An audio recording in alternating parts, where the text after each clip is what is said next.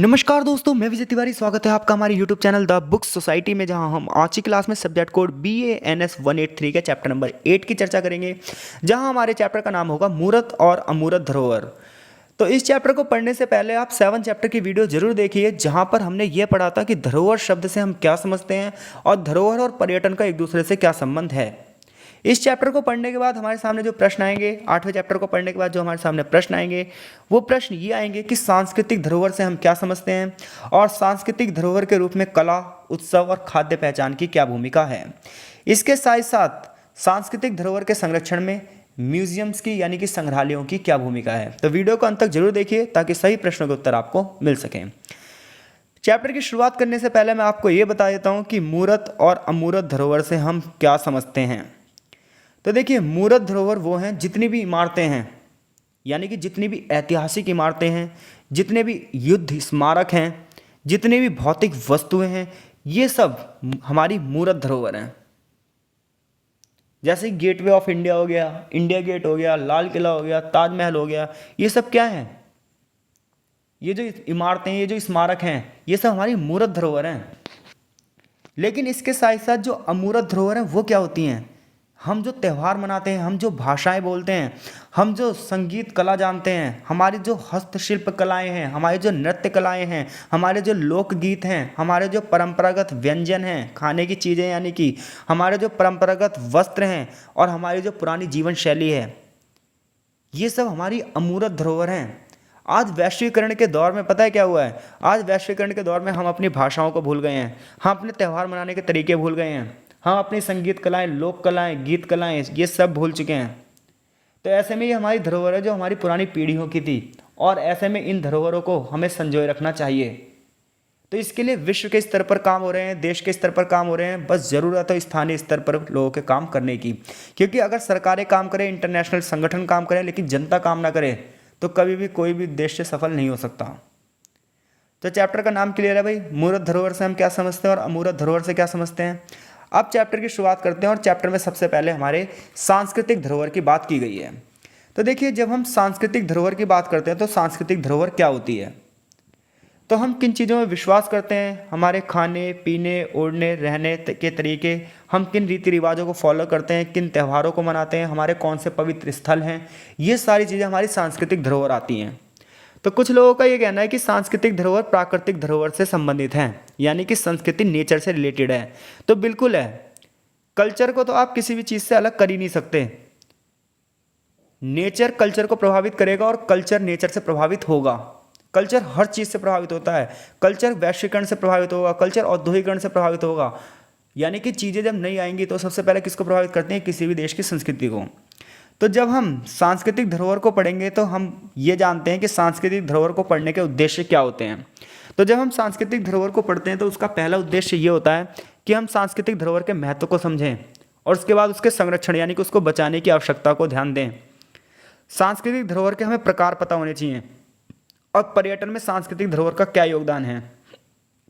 सांस्कृतिक धरोहर के संरक्षण में संस्थानों की क्या भूमिका है। तो ये सारी चीज़ें हम पढ़ेंगे सांस्कृतिक धरोहर के माध्यम से। तो सांस्कृतिक धरोहर की परिभाषा मैंने दे ही दी आपको कि हम किन मूल्यों में विश्वास करते हैं, किन मानदंडों में विश्वास करते हैं, कौन से रीति रिवाजों को फॉलो करते हैं, कौन सी भाषा बोलते हैं, कौन से व्यंजन खाते हैं, कौन सी वेशभूषा है हमारी, ये सब सांस्कृतिक धरोहर में आती है। और जो ये सांस्कृतिक धरोहर होती है ना, यही सांस्कृतिक धरोहर एक देश को जोड़े रखती है। ये एक देश की एकजुटता की जरूरत होती है। ये देश में राष्ट्रवाद की भावना पैदा करती है, देश में एक देशभक्ति की भावना पैदा करती है। जैसे कि भारत में कुछ मूर्त धरोहर हैं, जैसे कि ताजमहल, कोणार्क का सूर्य मंदिर, ये अपने आप में एक मूर्त धरोहर तो है ही हैं, लेकिन ये लोगों की भावनाओं से जुड़े हुए हैं, लोगों की फीलिंग एंड इमोशन से जुड़े हुए हैं, किसी एक विशेष धर्म से जुड़े हुए हैं। तो ऐसे में पूरे पूरे देश को ये गर्व की भावना को महसूस करवाते हैं। जब हम बात करते हैं 7 अजूबों में ताजमहल है, जब हम बात करते हैं कोणार्क के सूर्य मंदिर जैसा कोई मंदिर नहीं। तो ये एक ऐसी धरोहर स्थल है जो हमारे देश में ना हमें गर्व की फीलिंग देती हैं, गर्व की भावना देती हैं। ये हमारे देश को एकजुटता में बांधे रखती हैं, एक देश को राष्ट्र बनाती हैं। ये हमारे लिए एक पहचान है, ये एक देश के लिए अनिवार्य हैं। तो जो ऐसी संपत्ति होती है जो सामूहिकता बोध कराती हैं, जो देश की संपत्ति होती है, किसी एक व्यक्ति की संपत्ति नहीं है, किसी एक धर्म की संपत्ति नहीं है, किसी एक जाति की संपत्ति नहीं है ये, बल्कि ये तो पूरे राष्ट्र की संपत्ति हैं। तो ऐसे में पूरे राष्ट्र का ना जिम्मेदारी बनती है कि वो इसको बचाने के लिए काम करे। ऐसे में सरकार सरकारी संस्थाओं के माध्यम से इनको बचाने के लिए प्रयास करती है। जैसे कि जब हम भारत की बात करते हैं तो भारत में भारतीय पुरातत्व सर्वेक्षण विभाग ये काम करता है, और ऐसे में भारतीय पुरातत्व सर्वेक्षण विभाग न केवल इन इमारतों के संरक्षण की बात करता है, बल्कि ये लोगों को जिम्मेदार भी बनाता है, जागरूकता भी फैलाता है। ऐसे में स्थानीय निवासी जो होते हैं वो अपनी जिम्मेदारी, अपनी जागरूकता की भावना से इस काम को पूरा करने में सहयोग देते हैं। तो ऐसे में सरकार की जिम्मेदारी ये बन जाती है कि वो लोगों का सम्मान करे, स्थानीय लोगों का सम्मान करे, और ज़्यादा से ज़्यादा चीज़ों में स्थानीय लोगों की भागीदारी करवाए। क्योंकि देखिए, जब तक स्थानीय लोग भागीदारी नहीं करेंगे ना किसी काम में, तब तक पूरा वो काम हो ही नहीं सकता। जैसे मैं बोलूँ प्लास्टिक कचरा नहीं होना चाहिए, लेकिन सरकार के आदेश से प्लास्टिक कचरा नहीं खत्म होगा जब तक एक एक जनता प्लास्टिक को नो नहीं कहेगी। तो सरकार के कहने से ये भी नहीं हो रहा कि हम ना हेरिटेज साइट को बचा लें, हेरिटेज को बचा लें, धरोहरों को बचा लें अपनी, जब तक हर एक जनता इसमें भाग नहीं लेगी। तो सांस्कृतिक धरोहर क्या होती है, समझ गए? सांस्कृतिक धरोहर के लिए कौन काम कर रहा है भारत में? भारतीय पुरातत्व सर्वेक्षण विभाग, और स्थानीय लोगों की जागरूकता और जिम्मेदारी की भी इसमें भूमिका अदा की जा रही है। जब हम धरोहर चक्र आरेख की बात करते हैं तो इस आरेख से हम समझते हैं कि जब स्थानीय लोगों की भागीदारी होती है ना, तो वो खुश होते हैं, वो अपनी समझ से देखरेख करते हैं, और ये देश के लिए एक मूल्य बनता है। अब बात ये आती है सांस्कृतिक धरोहर के रूप में कला की क्या भूमिका है। तो जब हम सांस्कृतिक धरोहर में कला की बात करेंगे ना, तो हमारे सामने एक बहुत बड़ा नाम आएगा, डॉक्टर किरण सेठ, जिन्होंने एक संस्था की स्थापना की है, स्पीक मैके, जो कि स्कूल, कॉलेजों और अन्य संस्थाओं में युवा लोगों को शास्त्रीय कलाएं सिखाती है। जैसे कि हमारा जो शास्त्रीय नृत्य है, हमारा जो शास्त्रीय संगीत है, जो हमारी लोक कलाएं हैं, इन सबको जीवित रखने में इस संस्था की एक महत्वपूर्ण भूमिका है, जो ये चाहती है स्कूल, कॉलेजों और अन्य संस्थाओं में लोगों को क्या करा जाए, इन चीज़ों को सिखाया जाए। पिछले 42 सालों 42 ईयर से ये काम कर रही है, जहाँ कला का प्रचार प्रसार किया जा रहा है, कला और विज्ञान का प्रचार प्रसार किया जा रहा है। और जैसा कि हम जानते हैं, कला कैसी धरोहर है? अमूर्त धरोहर है। जैसे कि सरोद के महान उस्ताद अमजद अली खान की राय है कि जितना भी हिंदुस्तानी शास्त्रीय संगीत है, ये ना हाथी की चाल की तरह सीखा जा सकता है। हाथी की चाल कैसे होती है? धीरे धीरे। अगर आप घोड़े की चाल से सीखोगे तो नहीं सीख पाओगे। जितने भी हमारी क्लासिकल चीज़ें हैं, जितने भी हमारे परंपरागत चीज़ें हैं, वो ना आराम आराम से सीखी जा सकती हैं, एक लंबे समय में सीखी जा सकती हैं, जबकि घोड़े की चाल से यानी कि तेज भाग कर नहीं सीखी जा सकती, ऐसा ये कहते हैं। तो सांस्कृतिक धरोहर के रूप में जब हम कला की बात करते हैं, तो इसकी संरक्षण के लिए, इसके विकास के लिए भारत में INTACH यानी कि Indian national trust for art and culture heritage काम करता है, जो कि कलाओं के संरक्षण की बात करता है, कलाओं के पुनरुत्थान की बात करता है, रखरखाव की काम करता है। इसमें बड़े पैमाने पर प्रयोगशाला और ज्ञान केंद्रों की स्थापना की गई है, और किताबों और कलाओं के माध्यम से लोगों को जागरूक किया जा रहा है। शिक्षा और संचार सेवाओं को बढ़ावा दिया जा रहा है, और सिलेबस में ये चीज़ें रखी जा रही हैं। जैसे कि आपके सिलेबस में भी इस किताब को इसलिए रखा गया है। इसके अलावा सरकार जो है जानो भारत जैसे प्रोग्राम चलाती है, ताकि हम अपने देश की संस्कृति के बारे में जान पाएँ। इसके अलावा मीडिया की भूमिका ली जाती है, इंटरनेट की भूमिका अदा की जाती है। कला, साहित्य और संस्कृति के बारे में आज बड़े पैमाने पर मीडिया और इंटरनेट हमें बता रहे हैं। बहुत सारे आजकल ब्लॉग्स चैनल चल रहे हैं, जिसके माध्यम से कला और व्यवसाय के बारे में बताया जा रहा है, हमारी संस्कृति के बारे में बताया जा रहा है, ताकि हम अपनी संस्कृति के माध्यम से अपने देश की एकता, अखंडता और अपने देश की जो फीलिंग्स हैं उन्हें जिंदा रख पाएँ। क्योंकि वैश्वीकरण के दौर में अगर हम अपनी संस्कृति भूल गए, तो एक दिन ऐसा आएगा कि हम सांस्कृतिक रूप से फिर से गुलाम बन सकते हैं। इसके अलावा इंटरनेशनल लेवल पर यूनेस्को इसके लिए काम कर रहा है कि सभी देशों का जो कल्चर है वो जिंदा रह पाए। भारत की बात की जाए तो भारत में छोटी से छोटी चीज़ों से लेकर बड़ी से बड़ी चीज़ किसी न किसी कल्चर से जुड़ी हुई है। जैसे कि जब हम साड़ियों की बात करते हैं, तो छोटे छोटे गाँव में असंख्य औरतें, बहुत सारी औरतें क्या करती हैं, उस साड़ियों के उत्पादन में कढ़ाई करती हैं। कहीं पर माँ या दादी की बनाई गई नुस्खा होता है, विधि होती है कि हाँ भाई, कोई सा त्यौहार है तो उसके लिए क्या गाना गाना है, कोई सी रस्म है तो उसके लिए क्या गाना गाना है। ये सब चीज़ें ना शहरों में जा के लोग भूल जा रहे हैं, क्योंकि आज पीढ़ियाँ दूसरी पीढ़ी से कट जा रही हैं। पहले जॉइंट फैमिली होती थी, बड़े पैमाने पर लोगों को अपने कल्चर के बारे में पता होता था। तो ऐसे में जो पुरानी पीढ़ियों की ध्वनियाँ हैं, स्थल हैं, तकनीक हैं, शैलियाँ हैं, ये सारी चीज़ें आज ना धीरे धीरे क्या होती जा रही है, विलुप्त होती जा रही हैं। तो ऐसे में इनको बचाना बहुत ज़्यादा क्या है, ज़रूरी है। तो मानव विज्ञानी इस चीज़ पर ध्यान देते हैं कि सांस्कृतिक धरोहर का संरक्षण कैसे किया जाए, क्योंकि एक राष्ट्र की पहचान होती है और सांस्कृतिक धरोहर की अगर हमें रक्षा करनी है तो पीढ़ी दर पीढ़ी इस ज्ञान को हमें बढ़ावा देना होगा। भारत सरकार का जो संस्कृति विभाग है ये महत्वपूर्ण घटनाओं को याद कराने का काम करता है और जितने भी हमारे महान लोग रहे हैं, महान कलाकार रहे हैं, उन सब का ये अभिनंदन करवाता है। और भारत में ये एक नोडल एजेंसी के रूप में संस्कृति विभाग काम करता है, ना सिर्फ व्यक्तिगत रूप से बल्कि सामूहिक रूप से ये मूल्यों को जागरूक करता है और रचनात्मक कार्यक्रमों के माध्यम से चित्रकला, मूर्तिकला, संगीत, नृत्य, थिएटर, इसके माध्यम से ये हमारी संस्कृति को बढ़ावा दे रहा है।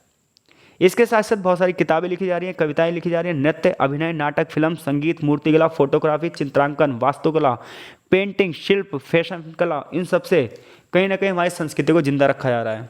आप दिल्ली यूनिवर्सिटी में जब घूमने जाएंगे तो दीवारों पर बड़े बड़े चित्र देखेंगे। इन चित्रों के माध्यम से अपनी संस्कृति को ना बढ़ावा देने की बात की जा रही है। तो सांस्कृतिक जो हमारी हेरिटेज है, सांस्कृतिक जो हमारी धरोहर है, इसमें कला की क्या भूमिका है आप समझ ही गए होंगे। अब बात आती है उत्सव की, यानी कि जो हम त्यौहार मनाते हैं। देखिए हर त्यौहार से बहुत सारी कहानियाँ जुड़ी होती हैं। हर क्षेत्र के लोग त्यौहार तो वही बनाएंगे लेकिन उनकी मान्यताएं कुछ अलग होंगी। जैसे यहाँ पर एग्जाम्पल दिया होली का। जब हम होली की बात करते हैं तो हमारे सामने 3 कथाएं आती हैं जो हमारी किताब में दी हैं। पहली कहानी ये होती है कि राजा था हिरण्यकश्यप, जो ये चाहता था कि लोग उसे भगवान के रूप में पूजें, लेकिन उसका एक बेटा होता है प्रहलाद, जो कि भगवान विष्णु की पूजा अर्चना किया करता था। ऐसे में हिरण्यकश्यप नहीं चाहता था कि उसका पुत्र जीवित बचे। उसने उसको मारने के लिए तरह तरह की युक्तियां की, लेकिन हर बार विष्णु जी द्वारा उसे बचा लिया गया। अंत में हिरण्यकश्यप अपनी बहन होलिका की मदद लेता है, क्योंकि होलिका को एक वरदान मिला है कि वो आग में कभी नहीं जलेगी। ऐसे में होलिका प्रहलाद को लेकर जब आग में बैठती है तो होलिका खुद जल जाती है लेकिन प्रहलाद बच जाता है। इसीलिए हम होलिका दहन करते हैं, इसलिए हम होली मनाते हैं।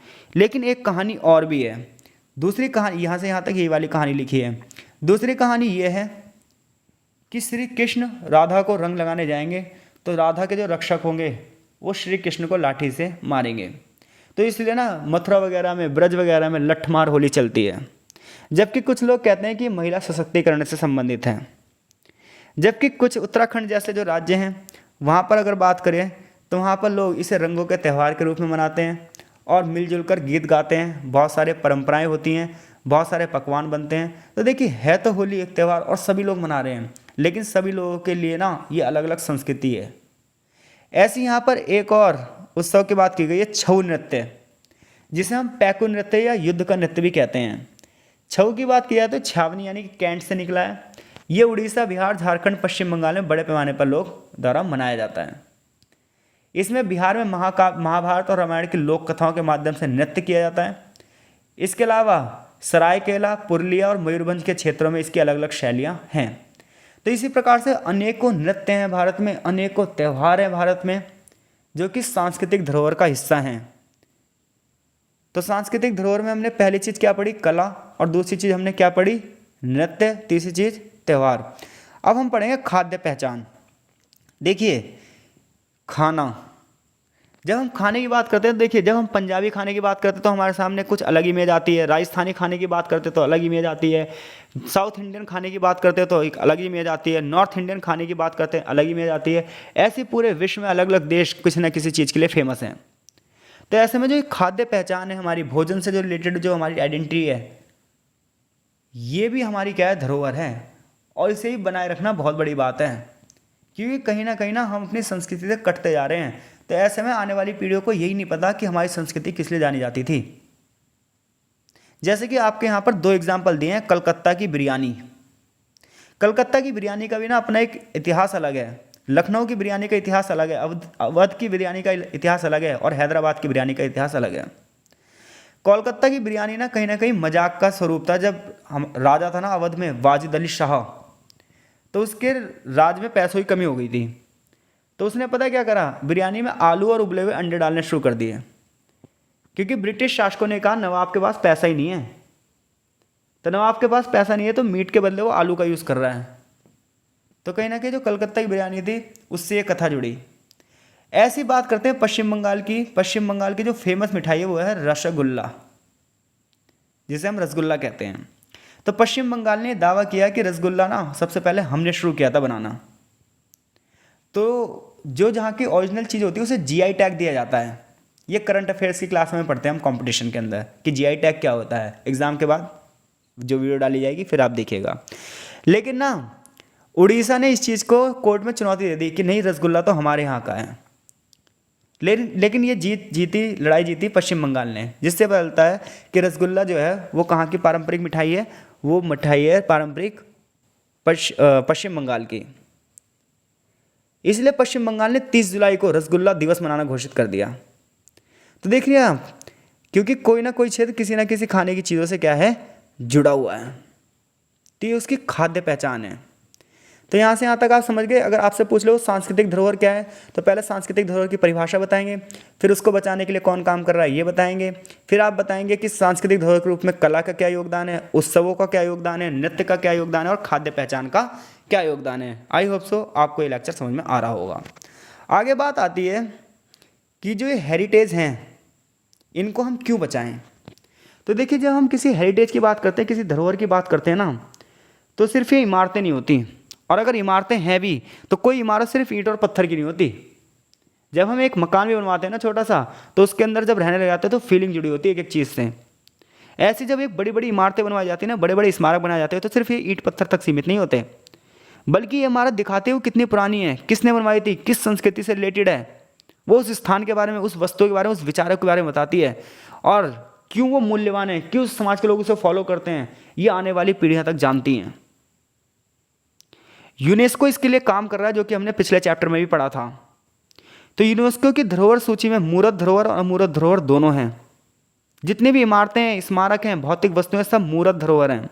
जबकि जितने भी त्यौहार हैं, भाषाएं हैं, संगीत हैं, हस्तशिल्प हैं, खाने की चीज़ें हैं, व्यंजन हैं, वस्त्र हैं, जीवन शैली है, ये सब अमूर्त धरोहर हैं, जो कि यूएनओ ने 2003 में अमूर्त धरोहरों के भी रखरखाव के लिए काम करना शुरू किया है। यानी कि जो हमारी हेरिटेज हैं, जो हमारी ये धरोहर हैं, इन्हें बचाने के लिए इंटरनेशनल लेवल तक पे काम हो रहा है। और वो काम कौन कर रहा है? यूनेस्को। यूनेस्को ने अमूर्त धरोहर की परिभाषा दी है कि अमूर्त धरोहरों में लोगों की प्रथाएं होती हैं, लोगों का प्रतिनिधित्व होता है, लोगों की अभिव्यक्ति होती है, लोगों का ज्ञान होता है, लोगों के कौशल होते हैं। जैसे कि हस्तशिल्प कला हमारे देश की प्राचीन काल से फेमस थी, लेकिन मशीनों के आने से हस्तशिल्प कला कहीं ना कहीं हमारी क्या हो गई, दब गई। तो ऐसे में इस हस्तशिल्प कला को बचाने के लिए प्रयास किए जा रहे हैं, ताकि आने वाली पीढ़ियां भी जानें कि कोई देश किस चीज़ के लिए फेमस था। और इसके लिए ना सिर्फ यूनेस्को बल्कि एक देश के स्तर पर भी काम किया जा रहा है। इसी प्रकार से हमारी कुछ नृत्य परंपराएं हैं। 1947 में एक प्रथा चलती थी साउथ इंडिया में, देवदासी प्रथा। तो देवदासी अधिनियम बना के इस प्रथा को रोक दिया गया। इस प्रथा में ये होता था कि ना, जो ये महिलाओं के खिलाफ थी प्रथा। देवदासी प्रथा में ये माना जाता था महिलाएं गुलाम होती हैं और पैदा होते ही ना उन्हें नृत्य के लिए भेज दिया जाता था। तो कहीं ना कहीं अगर देवदासी प्रथा खत्म हुई तो उससे जुड़ा जो नृत्य था वो भी खत्म हुआ, बहुत सारी नृत्यकियाँ बंद हो गई, परिणाम स्वरूप एक संस्कृति खत्म हो गई। तो ऐसे में ऐसी संस्कृति, हालांकि इसकी जो गलत चीज़ें वो खत्म कर देनी चाहिए और जो हमारी संस्कृति है उसे बचाए रखना चाहिए। ऐसी बहुत सारी लोक कथाएँ हैं, बहुत सारी परंपराएं जो विलुप्त होने की कगार पर हैं, और उन्हें सुरक्षित रखने के लिए न सिर्फ यूनेस्को बल्कि भारत सरकार भी काम कर रही है। भारतीय संदर्भ में जब हम राजस्थान की बात करते हैं, तो राजस्थान में एक नृत्य बहुत फेमस है, कालबेलिया नृत्य है। कालबेलिया जो कि एक सर्प की प्रजाति यानी कि सांप की प्रजाति है, और कालबेलिया जो जनजाति के लोग थे सपेरे थे। तो 2010 में यूनेस्को ने इसे अमूर्त सांस्कृतिक धरोहर की सूची में शामिल किया। कालबेलिया नृत्य नागों और उनकी गतिविधियों का लीडरशिप करता है, जहां महिलाएं काले कपड़े पहनकर और भारी कढ़ाई के काम, टैटू और गहने के साथ अपने सपेरे पूर्वजों की कहानियों को पेश करती हैं। जबकि पुरुष जो खंजरी होता है उसे बजाता है और पुंगी बजाता है, जो कि सांपों को आकर्षित करने के लिए होता है। तो इस प्रकार के जो नृत्य कलाएं हैं ये आज वैश्वीकरण के दौर में, आधुनिकता के दौर में खत्म होती जा रही हैं, लेकिन इनको बचाने के लिए न सिर्फ राष्ट्रीय बल्कि अंतर्राष्ट्रीय स्तर पर भी काम किए जा रहे हैं। बहुत सारी किताबें, मैगजीन और फोटो के माध्यम से लोगों को दर्शाया जाता है। और जो लोग इनसे जुड़े हैं उन्हें सम्मान भी दिया जाता है, उन्हें पुरस्कार दिया जाता है, ताकि समाज में वो इन चीज़ों का आगे बढ़ावा देते रहें। जुलाई 2018 में बहरीन के मनामा में यूनेस्को का जो मीटिंग हुई, उसमें विक्टोरियन गॉथिक और आर्ट डेको शैलियों को बनाया गया। भारत के दक्षिण मुंबई में 94 इमारतों के एक समूह को विश्व धरोहर स्थल घोषित किया गया। इसी प्रकार से अजंता की गुफाएं, एलोरा की गुफाएं, एलिफेंटा की गुफाएं, छत्रपति शिवाजी महाराज टर्मिनल मुंबई का, ये सारे जो स्थल हैं ये यूनेस्को की धरोहर सूची में शामिल हैं। 2013-14 में एक योजना चलाई गई भारत में। इस योजना का नाम था scheme for safeguarding the intangible culture heritage and diverse culture tradition of India, जिसका उद्देश्य ये था कि जितने भी अमूर्त धरोहर हैं उनकी सुरक्षा की जाए, उनको प्रोत्साहन दिया जाए, इन्हें व्यवस्थित रूप से प्रसारित किया जाए। तो जितने भी हमारी मूर्त धरोहर हैं और अमूर्त धरोहर हैं, इन्हें बचाने के लिए सरकार क्या प्रयास कर रही है, यूनेस्को क्या प्रयास कर रहा है, इसके बारे में यहाँ पर बताया गया है। आगे चैप्टर में सांस्कृतिक धरोहर के रूप में संग्रहालयों की भूमिका की चर्चा की जाएगी, जहाँ हमें ये बताया जाएगा, देखिए कि एक पर्यटक, एक मानव विज्ञानी और एक संग्रहालय किस प्रकार से सांस्कृतिक धरोहर को संरक्षित रखने में एक भूमिका निभाते हैं। तो जब एक जो पर्यटक होता है, पर्यटक जब घूमने जाता है तो क्या करता है, उस जगह की फ़ोटो लेता है, उस जगह के बारे में लिखता है और लोगों को उस जगह के बारे में बताता है। तो ऐसे में कहीं ना कहीं उस धरोहर के बारे में और लोगों को भी जागरूकता मिलती है और लोगों को भी पता चलता है। इसी प्रकार से जो एक मानव विज्ञानी होता है, मानव विज्ञानी क्या करता है, वो उस जगह पे जाता है, उस जगह के लोगों की संस्कृति का अध्ययन करता है, उन लोगों के व्यवहारों का अध्ययन करता है और फिर उस क्या क्या चीज़ों की ज़रूरत है और क्या क्या सुधार होने चाहिए वो इस चीज़ों को देखता है। लेकिन जो एक म्यूजियम होता है ना, म्यूजियम, ये एक संस्कृति को अनंत काल तक के लिए, अनिश्चित काल तक के लिए सुरक्षित रखता है। एक म्यूजियम में बहुत सारे पुतले हो सकते हैं। एक म्यूजियम में, जब आप किसी साइंस म्यूजियम में जाइए, आर्ट म्यूजियम में जाइए, तो आपको क्या पता चलेगा, जितने फेमस लोग हैं, जितनी फेमस इमारतें उनके बारे में वहाँ पर कुछ ना कुछ लिखा गया है, उनके मोम के पुतले रखे गए हैं, जिससे हमें उसकी संस्कृति के बारे में पता चलता है, उसके इतिहास के बारे में पता चलता है। यानी कि जितनी भी हमारी सांस्कृतिक धरोहर हैं, उनकी मान्यताएं, उनकी प्रथाएं, उनके निष्कर्ष एक संग्रहालय में अनंत काल के लिए रखे जाते हैं और ये पर्यटक को आकर्षित करते हैं। इंटरनेशनल काउंसिल ऑफ म्यूजियम का मानना है कि जो ये संग्रहालय होते हैं, ये अमूर्त सांस्कृतिक धरोहर के संरक्षण में एक महत्वपूर्ण भूमिका निभाते हैं और जितने भी संवेदनशील धरोहर हैं उन्हें जीवित अभिव्यक्तियों की परंपराओं के रूप में रक्षा करते हैं। इंटरनेशनल काउंसिल ऑफ म्यूजियम के संग्रहालय की परिभाषा में मानवता की मूर्त और अमूर्त धरोहर के संरक्षण, उसके पुनरुत्थान में संग्रहालयों की भूमिका को अहम माना गया है, क्योंकि म्यूजियम इसके संरक्षण में रचनात्मक पहल विकसित करने में अपने अधिकार, अवसंरचना और संसाधनों का महत्वपूर्ण रूप से उपयोग कर सकते हैं। इसी प्रकार से निकोलस क्राफिट्स ने 2004 में सवाल उठाया था कि संग्रहालयों को अमूर्त धरोहर को कैसे दस्तावेजित करना चाहिए, यानी कि जितने भी हमारी अमूर्त धरोहर हैं उसे कैसे लिखना चाहिए। तो एक संग्रहालय समाज की सेवा, उसके विकास में एक गैर लाभकारी स्थायी संस्थान है, जनता के लिए खुला है।